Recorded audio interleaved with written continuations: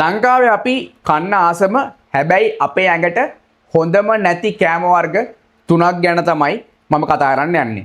ඔයත් මේ කෑම වැඩිපුර කන කෙනෙක් නම් නිතර කන කෙනෙක් නම් අනිවාර්යයෙන්ම ඔයාට ඩයබටික්ස්, ඒ වගේම කොලෙස්ටරෝල්, ඒ වගේම ෆැටි ලිවර් වගේ ලෙඩවලට ගොදුරු වෙන්න ලොකු chance එකක් තියෙනවා. ඒතකොට පළවෙනි එක තමයි sugar. ඒතකොට අපි sugar ගත්තොත් අපි ගොඩක් වෙලාවට ලොකු සීනි ප්‍රමාණයක් අපි කන්න පුරුදුලා ඉන්නවා. ගොඩක් වෙලාවට අපි ලංකාවේ මිනිස්සුන්ට තේ බොනවා. නිතරම තේ බොන්න පුරුදුලා ඉන්නවා.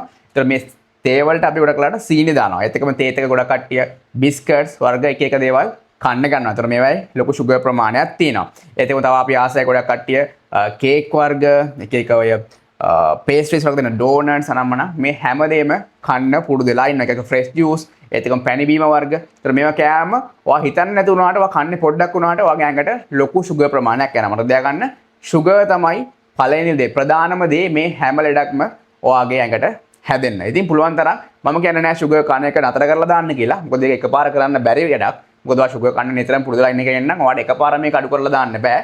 ඔයා පුළුවන් තරම් මේක control කරන්න බලන්න. ටික ටික කාලෙත් එක්ක අඩු කරන්න බලන්න. ඒත් එකම දෙවෙනි දේ තමයි ඔය ෆාස්ට් ෆුඩ් වර්ග. ෆාස්ට් ෆුඩ් කියවම එක්සැම්පල් එකක් ගත්තොත් අපි ගොඩක් වෙලාවට ෂෝට් ඊට්ස් කන්න පුරුදුලා ඉන්නවා. ඒතර ෂෝට් ඊට්ස් තමයි ප්‍රධානම දේ. එක ඔය රෝල්ස්, පැටිස් මේ හැමදේම කන්න ගන්න. ඒතර මේවා ගොඩක් අඩංගු වෙනවා. ගොඩක් තෙල්, පිටි අඩංගු වෙනවා. ඒතර මේවා කෑම වගේ ඇඟට ලොකු තෙල් ප්‍රමාණයක්, ලොකු පිටි ප්‍රමාණයක් යනවා. අපි කන්නේ පොඩ්ඩයි වුණාට මේවා හරිම ලොකු කැලරිස් ප්‍රමාණයක් තියෙනවා.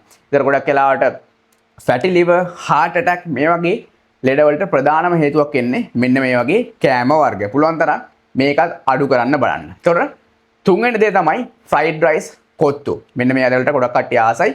මට දැනගන්න මං කියන්නේ නෑ මේක 100% නවත්තලා දාන්න කියලා. පුළුවන් තරම් ඔයා control කරන්න බලන්න. ඔයා කොච්චර කනවද, කොච්චර වාර ප්‍රමාණයක් කනවද කියන දේ මේකට අදාළ වෙන්නේ. ඒතර fried rice කොත්තු වලත් ගොඩක් වෙලාවට processed meat, ඒත් එක්කම පිටි, ඒත් එක්කම තෙල් ගොඩක් අඩංගු වෙනවා. ඒතර මේවත් ඔයා හැම වෙලේම කන්න මම දන්නවා ඔයාට අනිවාර්යයෙන්ම ලොකු රිස්ක් එකක් තියෙනවා.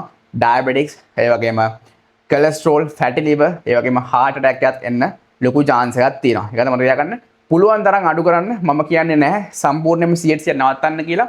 ඔයා සතියට දවස් කීයක් මේවා කනවද, මාසෙට දවස් කීයක් මේවා කනවද කියන තමයි අනිවාර්යයෙන්ම මෙතෙන්ට හේතුවක් වෙන්නේ. මොකද ගොඩක් කට්ටිය පුරුදුලා ඉන්නවා නිතරම මේ දේවල් ගන්න. ඒකන්ද ඔයාලව දැනුවත් කරනවා මම මේ වීඩියෝ එක කරේ. තවත් මේ වගේ දේවල් දැනගන්න, fat loss, weight gain හැමදේම දැනගන්න අපිව follow කරලා තියාගන්න.